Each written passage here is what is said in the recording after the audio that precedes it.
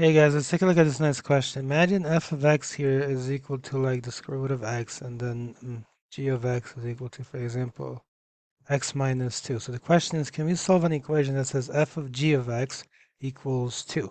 That's an equation, isn't it? So I'm just going to go through it. First, I'm going to replace g with this definition. So this is going to be f of x minus 2 because that's the definition of g of x equals 2. So can we solve this equation? So now you got to plug x minus 2 into the root of x. So the root of x minus 2 equals 2.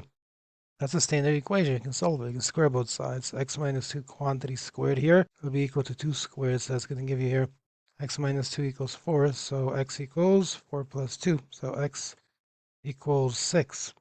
Does this work? And how do you check? Does x equals 6 work? Okay.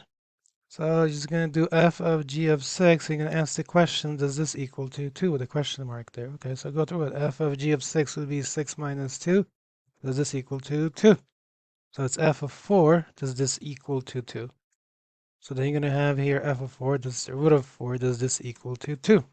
The principal one certainly is 2, so 2 equals 2 is true. So x equals 6 certainly solves the equation. Please be sure to leave a like. Thanks so much for watching if you like these types of videos.